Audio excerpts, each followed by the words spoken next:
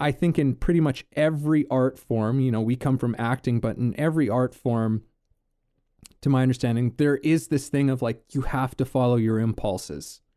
Learn to follow your impulses. Learn to listen to them. Sometimes half the battle is just learning to recognize them. Like you're having these impulses, but you're so used to just operating from a certain place that you don't even recognize it. Right? But once you can start learning to recognize those impulses, it's just like, oh, I had this sudden feeling, an urge that I should do this thing. And it's like, okay, well, why didn't you?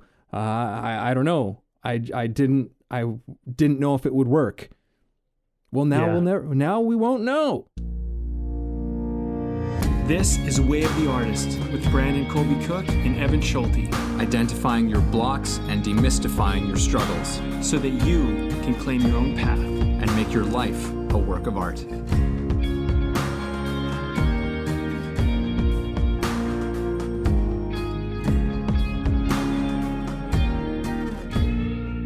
Oh, Evan, it's that time.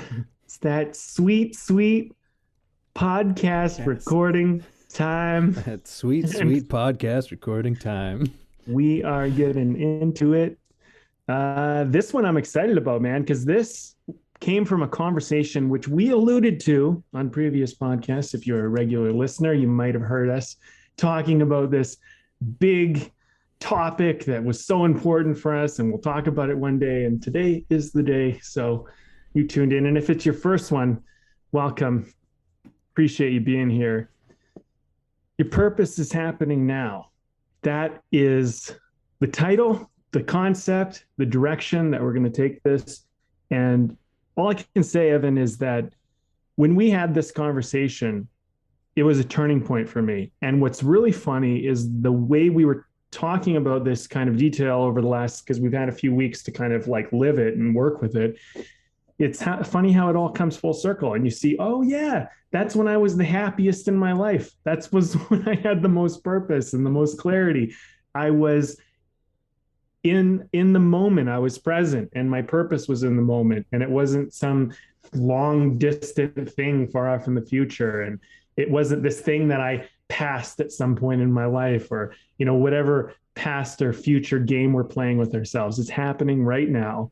And when you kind of get that, it really changes perspective. It changes the feeling. It eliminates worry. It just makes you kind of grateful and appreciative. It actually is a self-love thing, I think. There's a lot of exciting directions. So I don't know what else you have to put, but those are some of the discoveries I've had for myself. Yeah. I'm going to bring in a quote from one of our favorites on the show, Mr. Alan Watts.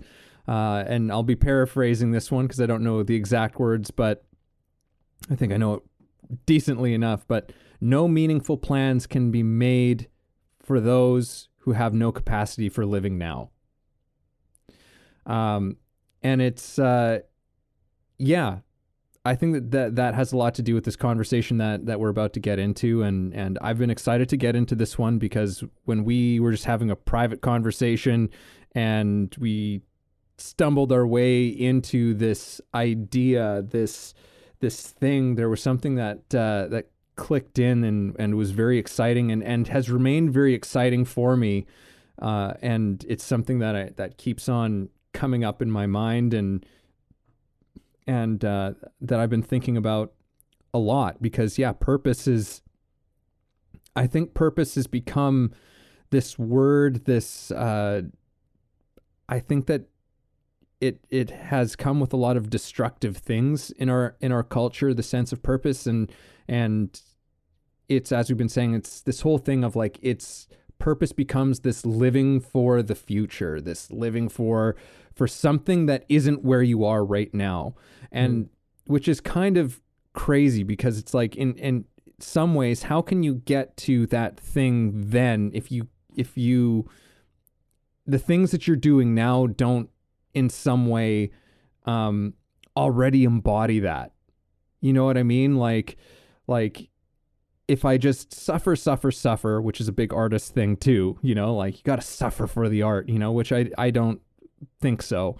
But this thing of like, look, you just gotta suffer and then one day you'll get to be good. But the thing is that you spend so much time suffering that you don't even know how to be good. You know, when this thing that you are trying to achieve, this purpose of yours, even lands, when it even arrives, you know, that's the wisdom that many people have tried to share with humanity, is that day never comes. Yes. You know, that like it never arrives. You're living for a day that will never, ever arrive to you. You know, because even when it comes, you can't even receive it.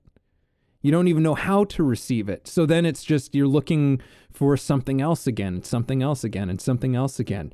But this idea of your purpose is happening now is a game changer for every single human being, ourselves included. And before I hand it back over to you, I want to say that like this is something that in no way I'm like some master of this, what we are sharing. This is something that I'm just excited about getting into and exploring a little bit more in depth, because I am understanding like sort of the tip of the iceberg of what we're talking about, and seeing its potential.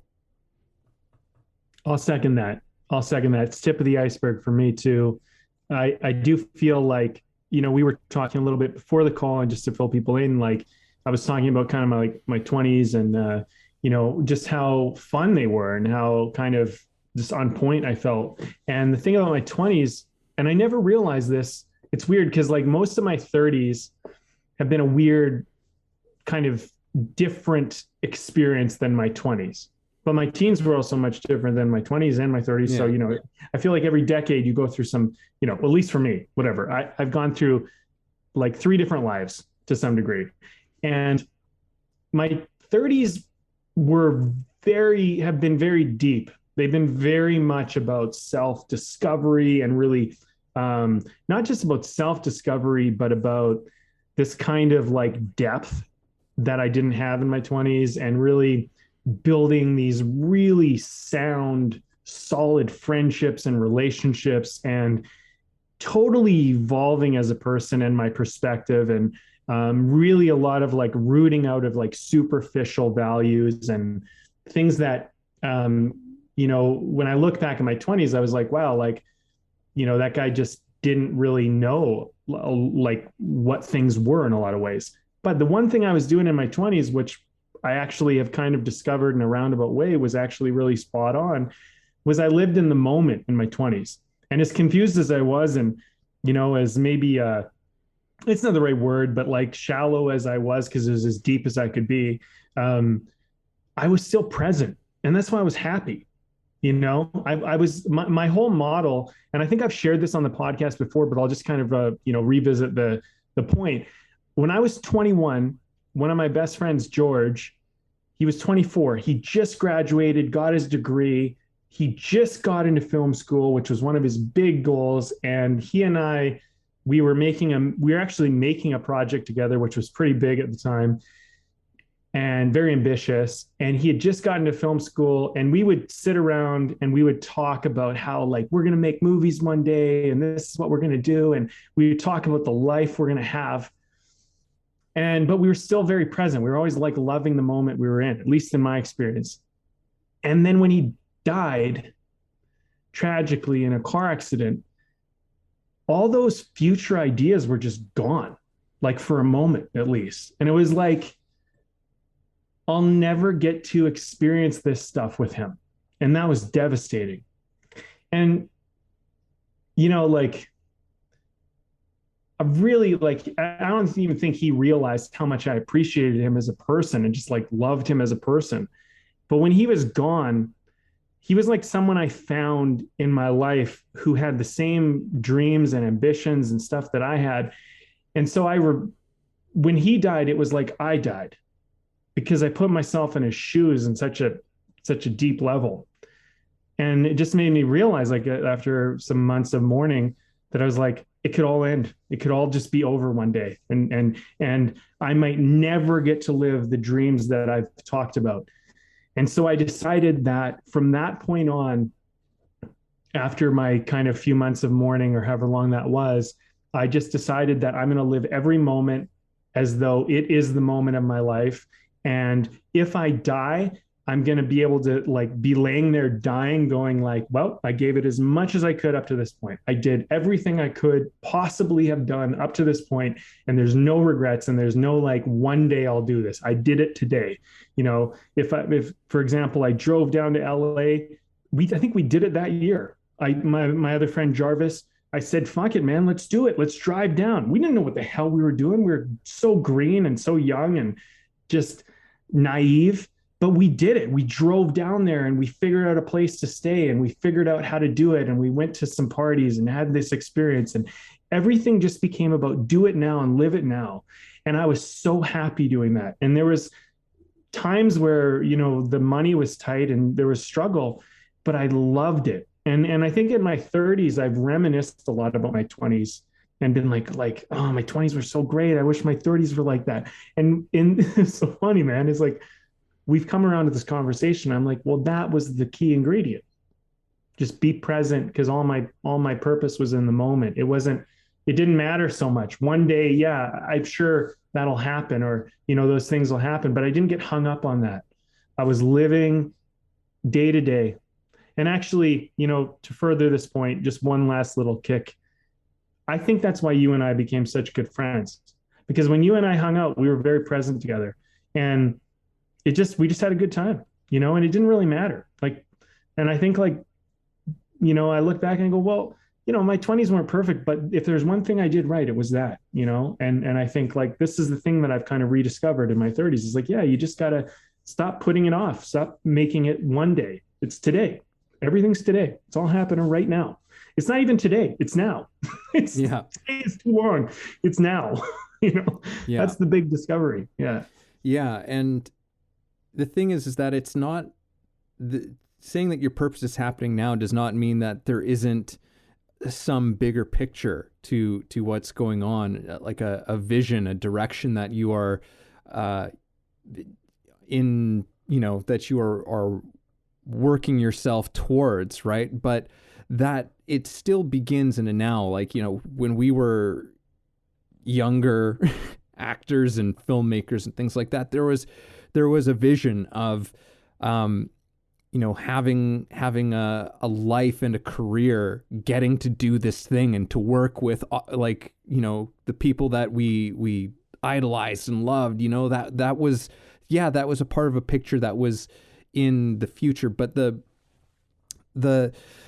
purpose of it was still happening right now. And every single acting class that we were taking and working on our stuff and watching other people and absorbing and just being in that creative space, that was the purpose, right? It was the thing that's right in front of you.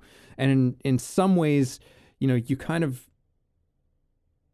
don't necessarily lose what that big picture is, but you devote yourself to the thing that you can work towards right now.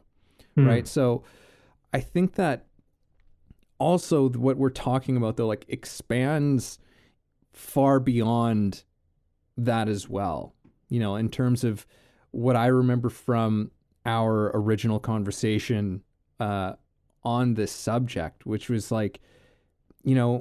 we can get so hung up and focused on, I don't have a sense of purpose in what I'm doing.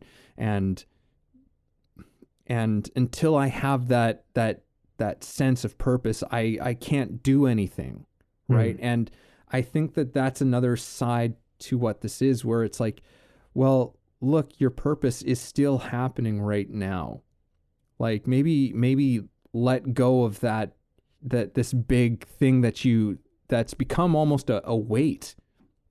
It's become something that's keeping you from being present, because your gaze has fallen is so far in the distance, that you don't even know what you're looking at the moment anymore, right? Where it's what are the things that you're doing right now? What are the things in your life that you're doing right now that have some sense of excitement and passion and inspiration in it for you, right? It can be just the smallest thing, but that's your purpose. You know what That's I mean? your It's like, purpose. it's like, that's your purpose is is, now. yeah, your purpose is now. It's that thing, you know, and even further, it's like our lives as a whole, you know, like, I think Krishnamurti says that like your life is about learning. Many people, like almost everyone will say that, like ultimately your life is a learning process. And when you look at it that way, that's ultimately what your life is. It's about learning, right? Which is far bigger than, you know, a sort of a narrow sense of purpose and the thing that you're doing in the world. But like with the recognition that no matter what, it's all learning, then your purpose becomes more immediate. Your purpose becomes more in what's happening right now, in the sort of the peaceful times and the challenging times. That it is always your purpose. That difficult conversation with somebody, that's your purpose right now.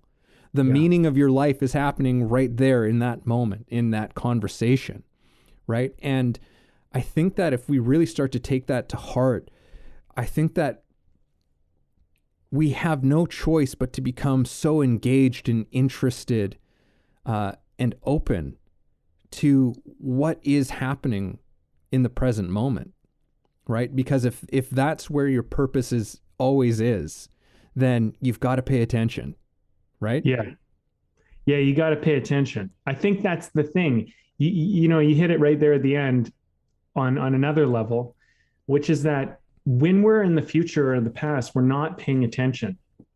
And you've said this in previous episodes, like attention is magic, right? Like what you put your attention on is magic. And think about it. When you're in the future, worried about the future, thinking about the future, wondering, you know, if, could, whatever, it's like, pay attention to right now. You're paying attention to something that is not even real, doesn't even exist, and doesn't matter. And if you're paying attention to the past, it's already done. You can't do anything about it. So who cares? You know what I mean? Like, take your lesson. Don't get me wrong. Like, you know, there's lots of lessons you learn from the past, but like, one of the other things that I'm really recognizing too is that, you know, I think a lot, too much, and I like it. I get addicted to it. It's like, you know, it's like I let my mind just play out all these ideas and whatever.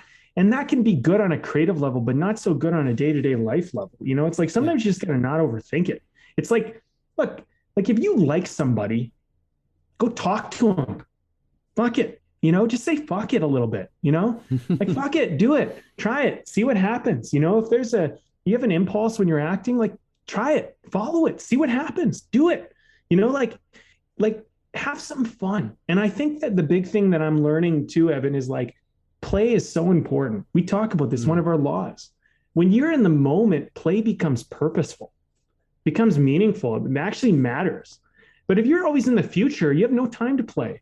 Because you're always like, I got to get stuff done. I have to do this. I have to do that. And you know what? Sometimes what you need to do is you need to recognize the fact that you have an impulse to play and you need to play. And you need to try it out. And you know what? In my 20s, I became a pretty charismatic and pretty funny guy, you know, for the most part, whatever, self-flagellate, whatever, you know, promoting myself, whatever. But I could make people laugh. And I just, you know, and I got good with women. I got good with guys. I got good with everybody. I figured out how to do it. And what I did was I said, you know what? Fuck it. I'm not going to answer any questions serious anymore. That's it. No more serious answers. Like, so if someone asked me, you know, some question, I could give them the obvious direct answer. I'd just give them some bullshit answer, some fun answer. I'd play, I'd do whatever, but I just wouldn't do the thing that was obvious. And people loved it, because what I started to find out is that people don't care a lot of the time about data and information and being serious. They care about having a good time. And when someone asks you like, what do you think about the president? And I'm like, you know, and you give them some odd kind of answer, you know, that's not your real opinion, but it's like funny, and they laugh. It almost like their question didn't even matter anymore. It's all like whatever. It's all play. It's all fun, you know. And I think my purpose was not to relay information. My purpose was to entertain, was to make people laugh. You know, I'm a performer, I'm an actor, and I'm an artist. And my purpose was to get a reaction. My purpose was to play, you know. And so when you when you make it the moment, you have time for that. This is a big thing that I'm realizing. It's like you have time for what actually matters, and you stop making things about like, oh, I got to get this done. Or if I don't, there's consequences, blah, blah, blah. Or what if this doesn't work out? Who cares if it doesn't work out? You're doing it now and you're going to find out. And you know what? I think if, one thing I found with like dating, like, approaching people who are strangers, especially when you like somebody, is a frightening thing.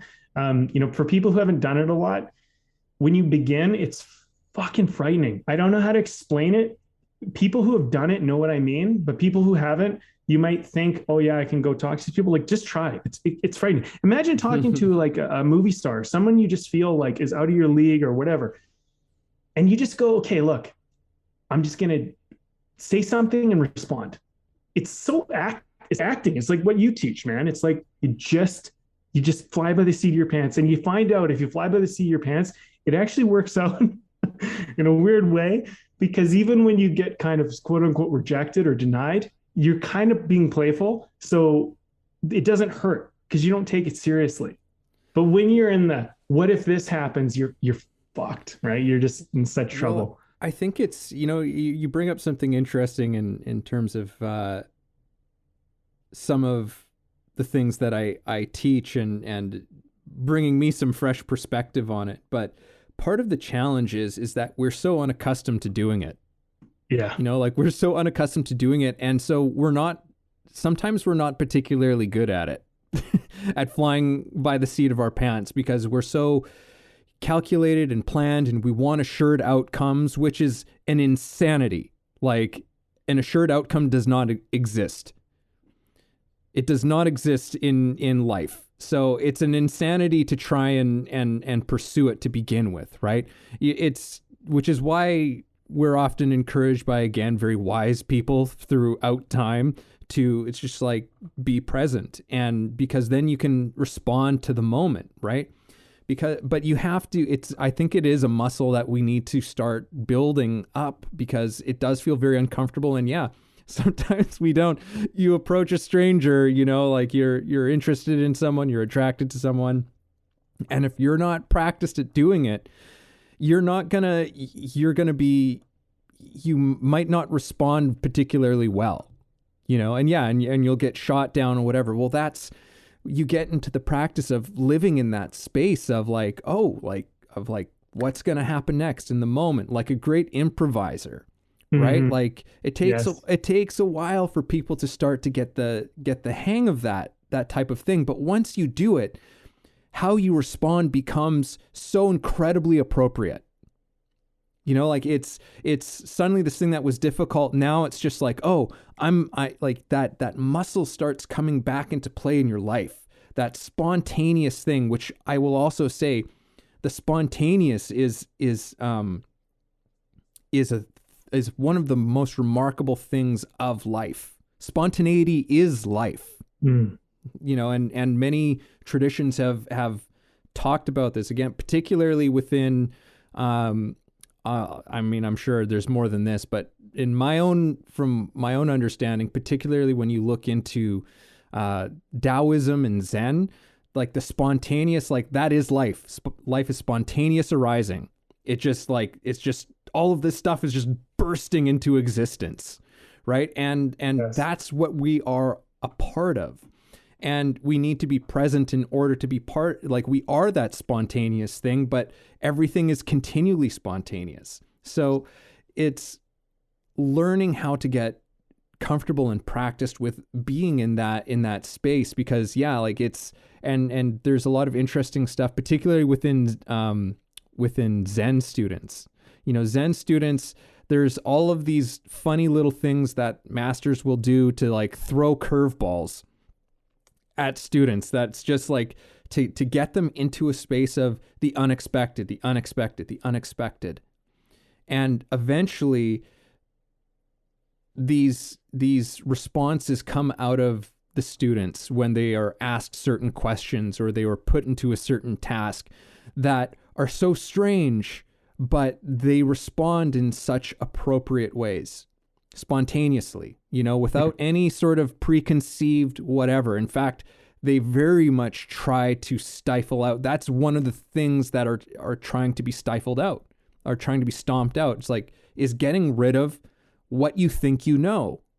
Yes. Right? Because what you think you know is actually getting in the way of you being present, of you getting with this thing that is happening called life. So we've got to, there's like a saying that like in the Western world, where they say, try to learn something new every day. In the East, they say, try to unlearn something every day. Oh, yeah. Right? Good. Yeah. I went on a bit of a tangent there, but Oh, I liked it. take the floor. You brought something up for me, the whole concept of hesitation, because like, why do we even hesitate? Like you like somebody and then you maybe want to go talk to them, you hesitate. You have an impulse when you're acting and you hesitate. You have this big vision idea for whatever creative thing you're doing and they hesitate on it. You overthink it, right? So like being present is like, you take a step. You just take a step. And I think this is the thing that I'm realizing is like there's a part of the artist mindset, which if you really if you want to be an artist, if you want to find out what's inside of you and what you're made of, if you want to, bring the art out of yourself, you gotta kind of like step in the direction of art. You gotta, you have an impulse and you gotta walk into it. And you know what? That impulse might lead you to a place where you go, oh, there's nowhere to go here. Like I stepped into the wrong room. I walked into the wrong place, and you recognize it and you step out of it, and the artist, the difference between the artist and the non-artist is the artist actually takes a step and the non-artist doesn't. And I really think in a lot of ways it's that simple because, dating, and I know like I'm just using this because I think it's such a great example because everybody pretty much dates. Everybody wants a relationship to some degree. If it's not a romantic one, it's a friendship, but like a business partner, something. And, the person who hesitates doesn't take the step. The person who does, they get information. You step in, you step out, and I reached out to a guy who, this guy's like, he's super popular, super famous. He has tons of people, right, who probably are asking for his attention all the time. And I said, you know what? I'm just going to write him a letter. Fuck it. I wrote him a letter. I wrote him a nicely crafted letter. He hasn't got back to me yet. But the thing is I did it. And it felt great. Because I was like, he's just a guy. He's a person. Reach out. And if he doesn't respond to me, I'm going to learn something. And if he does respond to me, I'm going to learn something. Either way, it's a no-lose situation. And I was thinking about it, and I'm like, why don't you write the letter? What's the downside of trying? Like, am I going to be hurt feelings because he doesn't get back to me? It's like, it doesn't mean anything about me. And if you look at it from terms of, you don't necessarily control what other people do.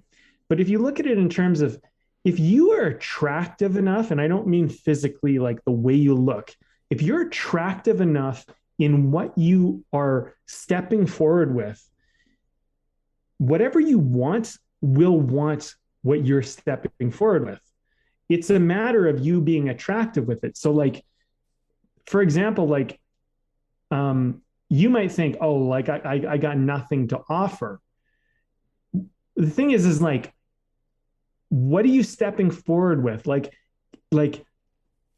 give it a shot, and if you're looking at it from terms of you're trying to get someone else to respond to you, like let's go back to an acting lesson, right? I know I'm kind of bouncing around here, but like you're in an acting scene with your partner and you're trying to get something from there. You're trying to do something, you're trying to accomplish something. They don't have to respond to you. They don't have to care about anything that you do or say. But if you give them something that forces them to have a reaction, like I'm imagining the guy that I messaged, and whether he gets back to me or not, I can still be persistent. There's other ways I can go about, connecting with him. I feel like my approach was good, but I'm imagining that he got my letter, or someone in his group got my letter. There's probably a conversation. I'm on the radar. That's a win. I'm on the radar. So whether he gets back to me, it's like and I asked him for, I think, a unique request, which I don't think was asking too much, but I think it was unique. I don't think people are reaching out the way that I did with the approach I did. Maybe they are, I don't know. But I know that I made at least a splash. There's something out there. And I think when you're in the moment, you just look at it, you go like, make a splash, see what happens. See what the response is. Maybe there's no response, but you know what? Every once in a while there will be, and that's pretty damn exciting. Yeah. And that's totally in this realm of learning how to just do that thing spontaneously, learning how to work that muscle, right? Because it's like, maybe you start off, okay, it didn't work out. And I think that's let's address that for a quick second here, because I think that a lot of people deal with this. I know I've dealt with this, where there's that fear that comes up with reaching out to somebody, sending that letter, sending that message to somebody, reaching out. That can be it's such a simple thing, but it can be such a surprisingly hard thing for us to do. And I think, maybe I'll just speak for myself on this one, but for me, what I've often noticed comes up for me when I hesitate on those types of things is that there's this sense of, well, if I don't hear back from them, or if they say no, it means that I'm not good enough. Right? Like on some level, I totally relate. I'm not good enough. That's what that means. And it fucking doesn't. That's a story. That's a story that you have in your head, right? It doesn't mean anything about you. It means that you took a shot, which means that you did something that 99 out of 100 other people weren't willing to do, that they were too afraid to do. And like you said, you still make a splash. The thing is, you learn your lessons.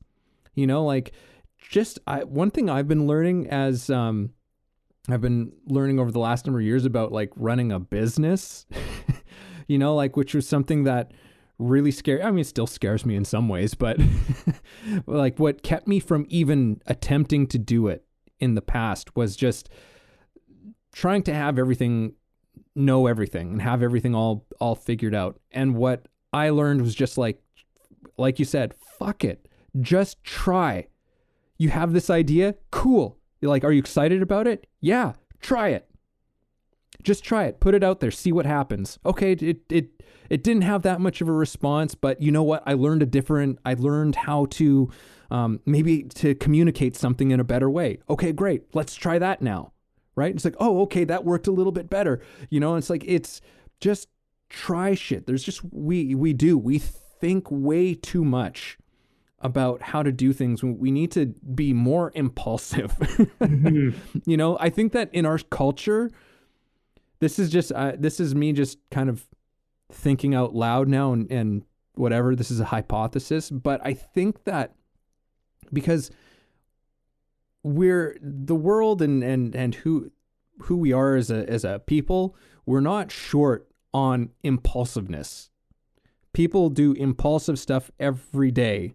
Very often it's like impulsive shopping, impulsive, drinking, impulsive, like whatever. We have impulsive distractions that we do for ourselves. And I think it's because we are not being impulsive in the right ways.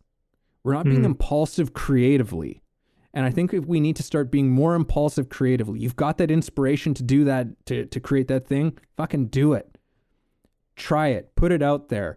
Right. And a lot of, because it's such a strange thing. It's one of those lessons that I think in pretty much every art form, we come from acting, but in every art form, to my understanding, there is this thing of like, you have to follow your impulses. Learn to follow your impulses, learn to listen to them. Sometimes half the battle is just learning to recognize them. Like you're having these impulses, but you're so used to just operating from a certain place that you don't even recognize it. Right. But once you can start learning to recognize those impulses, it's just like, oh, I had this sudden feeling, an urge that I should do this thing. And it's like, okay, well, why didn't you? I don't know. I didn't know if it would work. Well, now we won't know. Right? But try it. Great actors, great artists are impulsive. Right? Great, and by extension, great creative people, great creators in the world are impulsive. And no, it doesn't always work, but you get better at it the more that you do it. It starts to work the more that you do it. And we are impulsive in all the wrong ways in our society. And I think that, yeah, like it's really about how do we get impulsive in a deeper way. Hey, it's Evan with a quick public service announcement. If you're enjoying the conversation you're hearing and finding it helpful, then please help us and take a second to subscribe to the podcast. And we can all be people helping other people, and that's awesome. Now back to the show. Wow, man, that was really good. You should cut that out and put that as a preview. You know what? You actually you really tapped into something really important there, because impulsivity is obviously important, and I think people have some awareness of this. But what I had an insight as you were talking. I'm like, yeah, impulsivity and like spontaneousness is important, but it's like, are you doing it by embracing the moment, or are you doing it by distracting from the moment? And there's this impulsivity, like I'm going to have the cake, or I'm going to have the drink, or I'm going to do the thing. And it's really just because you want to escape the feeling. And it's impulsive, but it's not, it's like you're not honoring the moment. You're actually trying to escape the moment, which is a different impulsivity. And I think when the artist goes, okay, that's the moment. Like, let's deal with the moment. Let's be in the moment. Let's embrace the moment. Let's work with the moment, And I think, something that you're kind of drawing my attention to is that, yeah, like you don't run away, you like double down on it. You like go back into it. You go, okay, like this is what happened. Let's respond to what happened. Let's feel what happened. Let's deal with what happened. And it's like courageous, it's cowardly in a way to distract yourself from the moment. Look, I like to think of myself as a courageous person, but I've been the coward. I've definitely been the coward. I've definitely been distracted and run from the moment far more than I'd probably like to admit. But it's making me realize it's like, yeah, like how are you doing that moment? Are you embracing it and just being like, okay, like I'm in this moment, and I've been really trying to take on this perspective, and I think I'm doing pretty well of it, at least of late, which is embrace the moment as perfect. It is exactly like to a T what it should be. And when shit is going down and it's horrible and it just seems like it's so wrong and whatever, if you can change your perspective to see it as a gift, to see it as like, this is giving me exactly what it needs. And one of the things I try to remind myself of is like, yeah, because pain moves me. Like, I'm just a human being in a human body, and pain moves me, man. You give me enough pain and I'm going to get up. I'm going to move. I'm going to do something. I'm going to change it. You put my hand on the fire. I'm going to move my hand. It's going to hurt and I'm going to do it. I'm not going to sit there and let my hand burn. And everybody is like that. And it's a wonderful thing to be in a human body, because we have these visceral, like physical, painful responses that cause and force us into action. And actually, when we spontaneously pull our hand from the burning stove or fire or whatever it is, because all of a sudden we got too close, that's a healthy, good response. And it's not running away. But when we run away from things that are good, when we look at somebody and we go, I like that person, or I want to go audition for that film, but I'm scared to message the casting director. When you run away from this stuff, that hurts too, but it actually is like embracing the hurt. It's like putting yourself back in the fire, and so I think like when you're embracing the spontaneous kind of, just embracing the moment, like you got to look at it in terms of like, am I running away or am I working with it? Am I avoiding reality? Am I not acknowledging it? Or am I like, be playful with it? Something painful happens, go like, okay, well, this is clearly causing me to do something, And sometimes it's so painful, you go, like, one of the things I try to remind myself of is that if it's too painful and I really don't want to do it, and it's just too painful to do, and it's only going to get more painful to do, and I don't want to do it, I'm forcing it. And I just remind myself, like, look, if you don't have enough passion and enough care and enough desire to do this, and it just hurts and you don't like it and it's not fun, then you're forcing it. Don't do it. Go do something else, because you're obviously, this is not your path, and you use pain to actually keep you on path, to not let you get off path, and like, one last thing, Evan, is like, if I'm eating too much, which I'm pretty good about, but if I have my moments where I'm like eating too much of something, I'm like, this doesn't feel good. I feel lethargic. It doesn't feel right. Stop eating. Put it down. You don't have to finish your meal. You don't have to do anything. You just, I'll eat it later, whatever. You don't have to waste it, but like, stop forcing the moment, but at the same time, don't run away from it because it's uncomfortable. Like, if you really want what's past uncomfortable, then go to uncomfortable, and you have to make that judgment call. That's like a inner honesty kind of integrity thing, I think. Mm-hmm.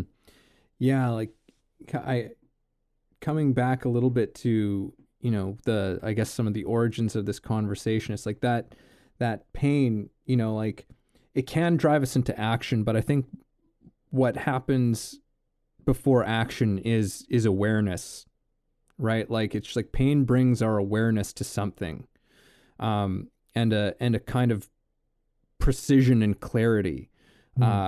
And sometimes it takes, like you said, like the putting your hand on the hot stove, right? There's an awareness that arises, in the mind that forces you into action, that pushes you into a certain direction. And this might not work. We'll give it a shot with this metaphor and what this episode is about, but the meaning of your life is happening right now. That's what it's saying to you. That's what the pain is. It's just like, yeah, all of that stuff is great, but your hand is fucking burning. Yes. All of these ideas and plans, it's just like, that's all wonderful, but this is happening right now. The meaning of your life is happening right now, and you're missing it. Because if you're not paying attention, if you don't feel the burn, if you're not smelling the smell that's coming right now, it's just like you're missing it. You're missing the point, right? Bring your attention here. Bring your attention now. That conversation that you're having with the person in front of you that you don't want to be having, that's the meaning of your life right now. Yeah. That's where your meaning is, right? Like, it's not something that's out there. Like, when we look at it, it's there it is. The meaning of your life is happening right now, and everything that you're doing in every single moment. That's the meaning of your life, is right there. Not some distant thing that to accomplish in the future. Like, this is what I'm starting to see and understand. It's definitely, again, not something that I know I have fulfilled and am acting on my life, because if I was, I think I'd be a completely different person, to be honest with you. But I don't know. I don't know where I'm going with this, but you got a shot? You want to take it? Or no. Like, I don't know. I think I ran out of steam. I think I said what I wanted to say, which is like the meaning is happening right now. Like, and it's incredible at how obvious that seems. You know what I mean? Like, and if we really lived that way, if we really actually went about our lives that way, like, I can just imagine that life would take on an entirely different quality if every single moment of your life you carried with you that this was the meaning of it.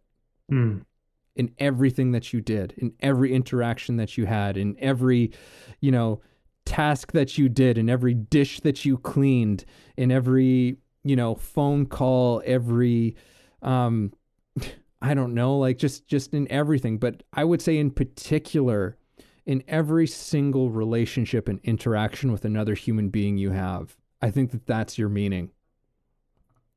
2.5 years ago, you said something to me that was a game changer. It was the first time you ever said it to me, and you probably had thought about it before because you seemed pretty familiar with it. But you said everything is grist for the mill, including the mill. And I think that was something, some type of Meisner thing. But I really took that, and I walked with that for a bit. And I thought, like, this is the thing, like every dish you clean does matter, because if that dish isn't cleaned, it's not cleaned. And there's another dirty dish in your life. You know what I mean? Like we don't always measure that stuff. We don't always like appreciate those things, but like every little thing you do actually matters and actually makes a difference. So like, you're working your job and you hate it. You hate it. You don't want to get up. You don't want to do it, but you're doing it, whatever. But you do it and you did it, and it matters because it's a part of your journey, right? It's a part of the whole thing. And like right now, I picked up all my shit and I moved from British Columbia over to a whole nother province, Alberta. And I said, I'm changing my life and I'm going to try something different. And, now we live on a big acreage, got tons of land. It's a totally different experience. We have a shop. And what's interesting is like now we have all this space and room, which was one of the big things I wanted. I just wanted space. I wanted out of the city. I was tired of being in tight little quarters surrounded by people all the time. I wanted freedom. I wanted animals. I wanted nature, and I wanted it. And I said, fuck it, I'm going to do it. And I made it happen. And it took a lot. But the thing is now for a little bit there, like I've been running my business for like, last like 8 or 9 years or whatever, and like doing my thing. But I went through, with all the bullshit that's going on in 2019 and 2020, 2021, all that shit, it really brought up a lot for me. And I look at it and I went, okay, well, I'm dealing with this. And so I got a regular job for a little bit. It was something that I just felt like I needed to do to create some stability in my life. And I did it. And at the time I did it, when I made that choice to do that for a little bit, it felt really right. And then there was a period of time where it didn't feel right anymore. And I remember like walking around kind of going like, I got to get out of this shit. Like, what am I doing? I'm like, I don't want to do this. This isn't where I'm supposed to end up. And I was having like a crisis of faith with that. And it was almost like the right things came together. And then moving out of that was just the natural right next step. And I learned a lot of skills while I was doing these regular kind of like day-to-day jobs, a lot of mechanical skills. Now we have a shop. Now there's things we want to build around this property. I have all these skills from that job. I learned how to use power tools like very proficiently at heights. I learned how to drive really heavy machinery. I learned how to do all sorts of stuff that the regular artist person would never have learned how to do. All of that was a gift, and it's all coming to light now. It's all like, look at that. All these things, that time I spent doing this job that seems so pointless and like aimless and off track to me, actually turns out it was a total gift in this moment. So everything we're doing is serving us. Every dish you clean matters. And like, it took me a couple of years to really learn that lesson because, I think for a bit I was kicking myself going like, what are you doing? Like, have you given up on your dreams? Have you failed? Like, what happened, And now I look at it and I go, no, that was a necessary part in the journey. It was absolutely perfect and supposed to happen that way. And it was exactly what I needed. And the future me, the me now, who's the future me to the person who is doing that work and learning those skills, is thanking that person, going, thank you for doing that bullshit Joe job or those jobs, because you taught me how to do great things now with my hands. And you taught me how to be physically capable. You actually taught me how to work with men better. You helped build my masculinity skills, which just because you're a guy doesn't mean you have masculinity skills, man. Like you gotta figure this shit out. You know what I mean? And I was in a blue collar fucking, like gritty mechanical world, which is totally opposite from my artist life. And it taught me some fucking like, some really good skills. And that was a dish I cleaned. And it seemed pointless at the time to some degree. But you know what? It's not so pointless today. And this is the thing you got to remember. When you're in the moment, you got to be like, this is somehow serving me. It just is. you don't see yet. You don't see how the puzzle fits together yet, but I'm telling you, it does. And, you have these moments of clarity when you're in it and you go, man, I'm so glad that past me did this thing or whatever. But like, you're in it right now. You just don't even know it. Yeah. You just don't even know it. Yeah. Well, it's like, yeah, this is a really interesting place where the conversation has come to. It makes me think of, like, I think that Jordan Peterson is kind of now probably the most recognizable for saying this, for sharing this piece of wisdom, but I know there's been plenty of others in the past, but one of his first pieces of advice for people is clean your room. Yeah. Like clean your room. And this conversation is lending some new light to that piece of wisdom, because it's like, it's wise because it's just like, because it means something. Your room being clean means something, so you should do it. Right? Like these little things, these little moments, these little, as a poet that we actually had on the show a long time ago said in one of her short stories, domestic intimacies. These little domestic intimacies have meaning to our lives in ways that we don't entirely understand. And it's you mentioned before that earlier on that you're exactly where you're supposed to be, right? You shared that sentiment, and which was something that I remember first hearing from in reading in a Dan Millman book. Like, what if, like, it was just this question, like, what if you were exactly where you were supposed to be in your life? Just consider that. And also it came with this sort of challenge and this question to live your life that way, like to act as, maybe you don't believe that, but what would happen if you acted that way? What would change? And I think that in many ways, this conversation that we're having, what if your purpose was happening right now? What if the meaning of your life is happening right now? I think that question, like if we just start, like, what would that change for you? If suddenly it was just like, no, like your purpose and your meaning, it's not some undetermined time in the future, but it was happening right now. What would that change? How would that change how you respond to the challenge that you're currently facing? How would that change the way that you respond to, that friend or family member who you're having, a tough time with right now? How would that change knowing that the meaning of your life was happening in that instant? Yeah.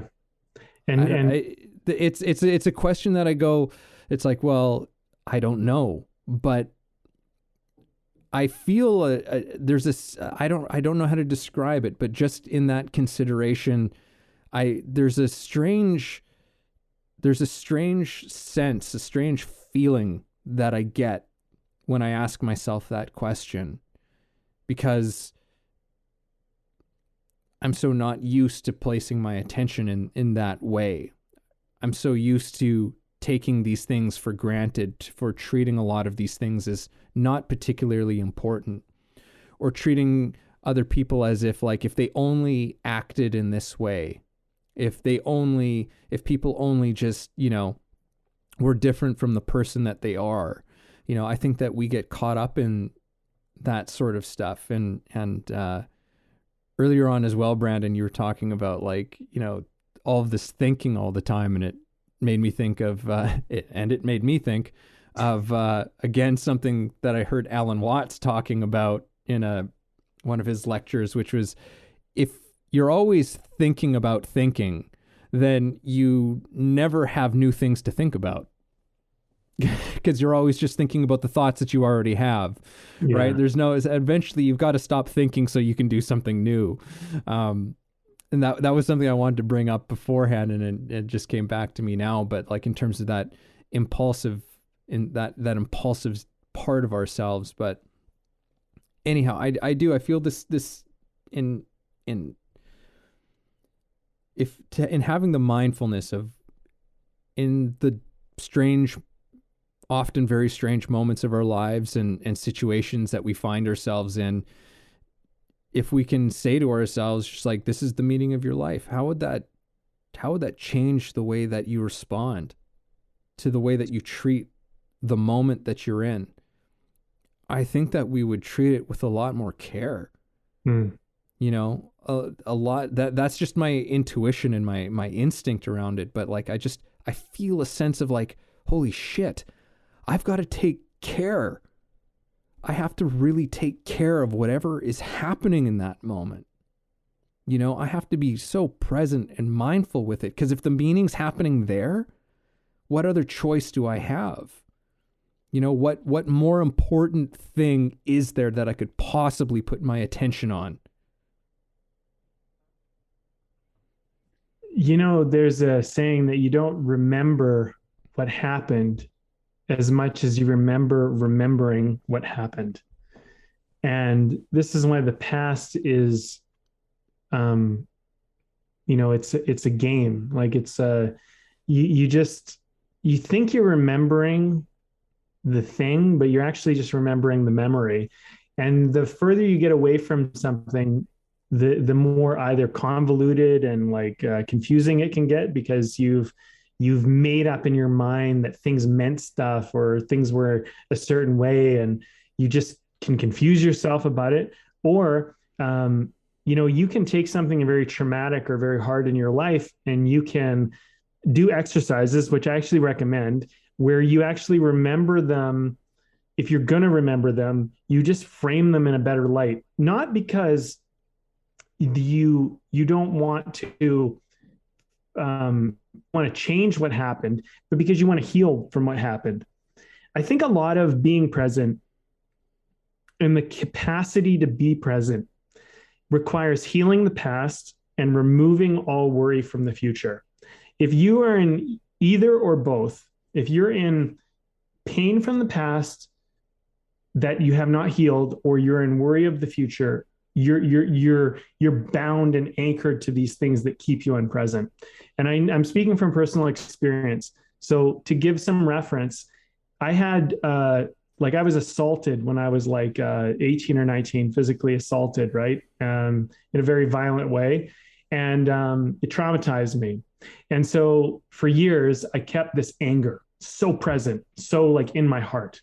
And the reason why I kept it was because if I ever forgave that person, if I felt like I ever forgot what happened, if I ever forgot the pain or the vulnerability and all the things that occurred and the betrayal, that I wouldn't be able to protect myself from it again. So I feel like sometimes people keep the past alive in themselves because they're scared that it'll happen again. They're like keeping their anger omnipresent, and they're keeping their sadness omnipresent and their hurt omnipresent, because you're actually doing it as a self like survival mechanism. And what I found is like after years and years of finally healing that trauma, and I remember like being in the same room with that person and forgiving them and just kind of being like over it. And I remember it being gone. And I guess, you know, someone said to me once when I was really in pain of the past, they said, you know, Brandon, you're behaving as though you're the same person you were when that happened. And you're not. You're a different person. Like that's happened, and now you've grown and you've learned. Like you're not that person. That person needed to be afraid of it because they didn't know. And you're trying to protect that person that didn't know, but you know now. So why the fear? You know, it's like essentially you're pointing out, I was like, you're right. I don't need to be scared of that anymore. I don't need to be angry about that. Like I'll never let that happen to me again. Not that way, at least. And I would be so much more, I think, proactive if I ever saw that happening to a young person again, because I've been through it and I have the empathy for it. But I don't need to walk around hating this person, being angry about it. And so, like, if you're having trouble dropping the past, that can help. And one thing you said to me, Evan, actually, when I was working through some past stuff, you said, can you forgive yourself for not being able to forgive them? And that was a really profound moment for me, because it's like, yeah, like sometimes you can't forgive that person, but you can forgive yourself for not being able to forgive them. And that was a transformational moment for me. And it's just a small perspective change. So that, I think, are a couple of really good ways of looking at healing the past. And then the worry in the future, like, just look at it this way. Because I was like, at the end of this year, like maybe a month or two ago, if you would have, like, I was dealing with some fucking really, like, what the hell's going to happen? I don't know. Like, I'm just worried and I don't know. And what I realized about worry was, like, you just never know what the future is going to hold. And sometimes the world gets crazy, and what once seemed consistent seems totally inconsistent and, like, totally out of whack. And you just have no idea what direction is. And I think what that can do is it can cause a kind of depression. At least for me, that was my experience. And what happens for me is when I get depressed, I tend to go along this kind of, like, what's the point? Is kind of my thought process. Because I'm like, what's the point? If it's all going to go to shit, if everything's going to, like, go to crap, like, why bother? What's the point? And I think with our present talk, the one that we're talking about now, what I realize is, like, yeah, but right now it's working and it's good. So do it right now because it's good and it's working and it feels good. And don't worry. Like, if something happens in the future, you'll deal with it. And I think the only reason why you wouldn't do that is because you're not actually embracing the moment and enjoying the moment. Because there's a real joy in doing the thing you want to do. Sometimes we get so caught up in, like, I'm doing the thing because it'll get me here and it'll achieve this and it'll make that happen. And we get so in the future about why we're doing something. If you enjoy doing the thing, I just want to tell everybody that's enough. It doesn't have to be more than that. And that's why I think, like I mentioned earlier, play becomes actually meaningful, because you just, you do it because you like it. And look, if you want to be an actor, like, I can tell you from personal experience, do it because you like it. Maybe you'll become famous. Maybe you won't. Maybe you'll win some awards. Maybe you won't. Maybe you'll never get a role. Maybe you will. I don't know. But if you like it, then go do it. Have some fun. Like, life's happening, And who knows? Maybe if you have enough fun, maybe it'll all work out for you. But I can tell you one thing: if you're not having fun, it probably won't. And if it does, it's going to be shit anyway. So who cares? Yeah, and if you die tomorrow, you were doing something that was meaningful. Totally. You were doing something that was purposeful. You were living in that space of meaning and purpose. And what else can you ask for? It's better than to have been living your life in fear and anxiety and resentment, the things that come with living in the past and the future, right? Out of some sense of survival. You know what I mean? That's what it's like, and you could still die tomorrow. And you will have died not connected to that. Yeah, die in resentment and anger and fear and anxiety. Like that's no way to live. And I've said this many times on the podcast, and it's like, it all comes back around, Evan, because, there's these eternal truths that, you have them, you might not fully understand them, but they're true. Don't make decisions out of fear. I've said this so many times, because fear is essentially living in the future. It's not fucking happening.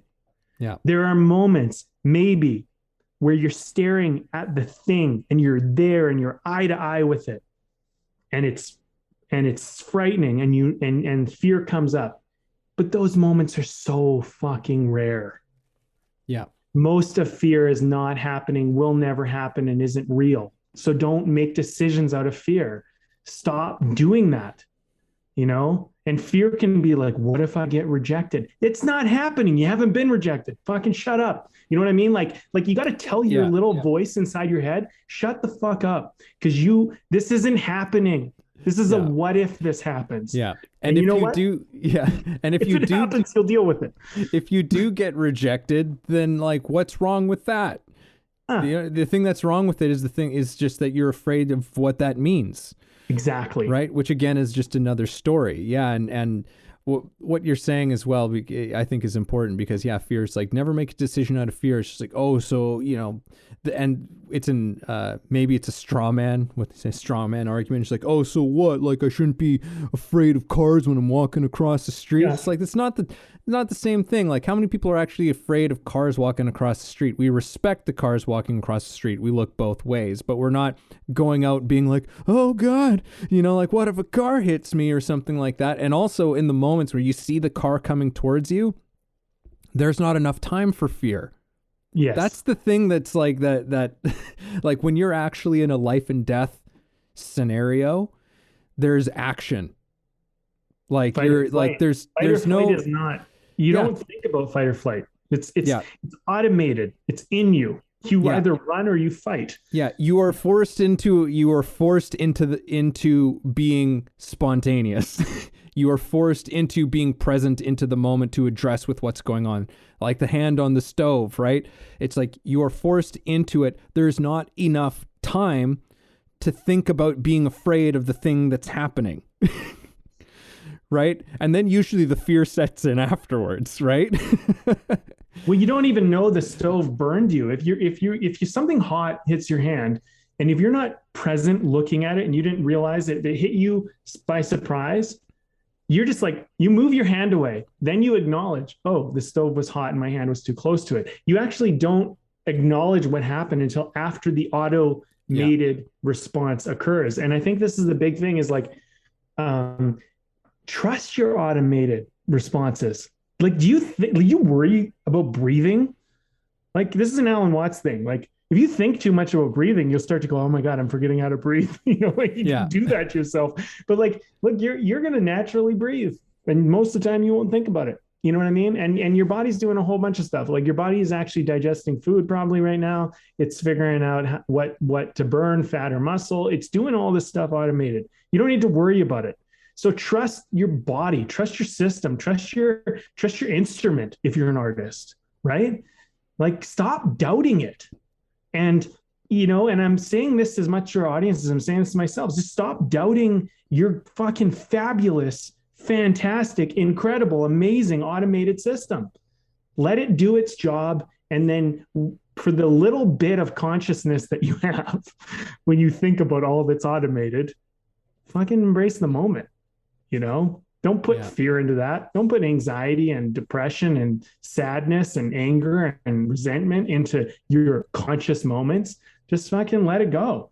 Be free in your conscious moment to like have fun and find meaning in having fun and embracing the moment and doing what you love and, see what happens. I think it's exciting, Mm-hmm. I'm as guilty of it as anybody. Like I'm not like saying to anybody like, well, I'm holier than thou. I'm not. I'm like in the trenches with everybody. Like we all fall into the mix, right? I think the big thing we had is you and I, when we had this conversation before we recorded like a month ago or so, was like, we just had an enlightening moment. Oh yeah, shit. Purpose is in the moment. Meaning's in the moment. It's not some future thing I'm waiting on. It's not something. It's like all happening now. And it was just like, it's weird because it's so obvious, but it's like weirdly hard to get to some degree. Like, yeah, it's kind of funny that way. Let's take a quick beverage break here. Let's do it. And let's wrap this one up. Sounds good, man. You go. Oh, all right. I'll go. This is one I've had on before. This is sort of just one that I now keep as a regular rotation in my fridge now, is just like a nice easy drinking beverage that's from a craft brewery here in BC. So this is from Whistler Brewing Company. This is their Mountaineer Pilsner. Just a light, crisp, delicious little beverage. And it's not expensive. It's just another thing, which is great. I'm always happy when there's like to find like a great, just like I said, a beer that's terrific to just have on hand, like it's just nice and simple, doesn't cost a lot of money, but it's delicious. And so that's what I'm having. Whistler Brewing Mountaineer Pilsner. So that's not sponsored, but I'm just a fan. Yeah. And you're drinking it today. Well, it's a good reminder. I mean, there are certain beers that I just love to go back to all the time, craft brews. And, we've done a lot of beers on this show, and it's good to have your regulars. Okay. So here, I'm having an interesting one. Interesting, Evan, because I never would have picked this. It got picked for me. The real estate agent gave us a couple beers, and they picked this out. So I never would have picked this, but I'm really glad that they picked this one because it's awesome. And here's the thing: it's a sour golden ale. Okay. And to me, I'm like, sour. I'm like, I don't like sours. I'm like, let's see what happens. And it's actually really, really tasty. This is from Snake Lake Brewing Company. They even gave me a nice little glass. I'll show you the bottle if you're on video. Oh. And so this is interesting. I had to do the write up. This is hold on. This beer has been re-fermented in the bottle. Oh no, hold on. That's not the right one. I got to get this right. I read this somewhere. Where the hell is it? Give me a second here. I know. Just hang on, everybody. Cue the Jeopardy music. Where is this? Oh, here it is. Okay. A blend of sour golden ale and farmhouse ale aged with red wine barrels for 20 and 26 months, respectively. Moderately acidic with a distinct flavors of dried fruit, red wine, and oak. That gives you an idea of what I'm sipping at today. Jeez. It's really good, man. That sounds laborious, man. That sounds like a laborious beer to produce. And actually that's love in that bottle right there. I understand why they do it, because it actually is a really, really tasty beer, and it's kind of it's unlike a lot of things that I've had, but it has it's kind of like a nice lager. It actually tastes a little bit like wine, but not too much. Kind of has a little bit of sour sweetness to it. It's really great. It's been a nice one. I'll definitely get it again. So not an ad, not an advertising, just a tradition. But we do our beers, so yeah. There you go.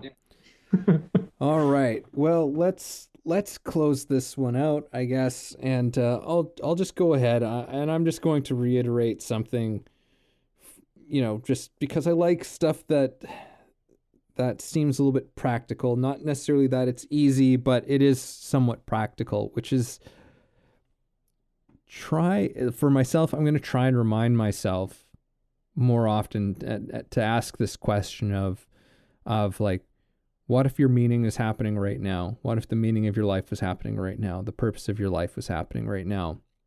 In every moment, especially when it gets challenging, especially when things are tough. It's easy to just sort of relish in life when things are going really well. But in the moments that we're challenged is where there's usually the most growth that's there to be found. And I think that it, like with those moments that we're challenged, when we are struggling, when we are angry, when we are sad, when we are depressed, by asking that question of like, this is the meaning of your life. Like, what if this was the meaning of your life right now? I think that we can see the message that those things contain. We can find the wisdom in the moments that's there for us, because that's actually there. I think that's also the beauty of the moment, which is that when we can get in touch with it, there's no distraction. It's beyond our ideas of things. It's where we are in contact we are directly in contact with reality. The reality of what's happening in the world and around us, and the reality of ourselves in every single moment, and whoever else we might be with. That's when we're looking at the meaning of right now, we are in contact with reality, the reality of our lives. And I don't know what could be more important than that. So I think that we are open to receive the messages that our life has to give us more readily and more openly when we are living with that question on our hearts and minds of what if the meaning of your life is happening right now. Well said. I mean, you summed up a lot of what we're trying to communicate, I think, with this one. And I think I'll reiterate that this is tip of the iceberg. I think like we both came in with that perspective, and it sounds. I suppose that sounds like, okay, well, there's so much more to get into. It's just like being present. You just never know where that's going to take you and what that's going to open up for you. And that's why it's so tip of the iceberg, because like, I think when you embrace that, it's not like having the answers. It's not like you got like the way, but it's kind of like you're going to walk some path in your life, And I'm like, what I'm kind of realizing more and more is you're going to walk some path in your life. So you might as well enjoy the path, and I, like when I was in my 20s, and I talked a lot about being like very present in my 20s and all of this. I still had vision. I still had somewhere where I was going to go. I still had stuff I was trying to do, but the way I looked at it was just, I just didn't, and I'm embracing it again. I'm embracing the same thing, but the way I looked at it was just like, you could die at any moment. So let's go out fucking, let's go out swinging. Let's go out going for it, And I think like, if you're going to walk away from anything from this conversation, at least from, if I can depart any type of like wisdoms upon you, I would say like, for our audience and even for myself walking away, I would say, well, how about you just go out swinging? How about you just go out going for it? Because at least if you were going for it all the time, you can never look back and regret, because you'd always just be like, hey, like I gave it as much as I had up until this point. And maybe I even started late, whatever, doesn't matter. But I started giving everything I could, and that was the most I could do for the time that I'm in. And I went out swinging, look, here's the thing. I think like we all gotta, we're all going to die. It's just a matter of when. So it could happen today or tomorrow, or it could happen, 100 years from now. I don't know. It could happen longer. But the thing is like, look, go out doing it. If that's your purpose, right? And doing it is so subjective and so relative and just so like up to you. And if you can just embrace that, like there's no right or wrong way. It's just like, get in touch with that sense of yourself that just knows, and if it's painful and it's toxic, move away from it. And if it's worth confronting, if it's worth dealing, if it's worth overcoming, fucking take it on. You know what I mean? And like, I'm a big believer in like the champion of a human being. And like all of you guys out there, like as much as I'm talking to you, I'm talking to my 16-year-old self. And what I would tell to my 16-year-old self is say, fucking do it, man. Just fucking go out swinging. Go out fucking fighting. Give it everything you fucking got. Throw a haymaker, man. Like, just go for it. Let's see what happens. I'm excited for you. I'm excited to see what's possible, and I hope you are too. Thank you for listening in on our conversation today. We hope you found something helpful that you can carry forward with you. Head over to our website, wayoftheartist.com, for more free exclusive material and learn about the show. If you haven't already, please support us by subscribing to the show, sharing it with people you know, and keeping compassionate, creative conversation going.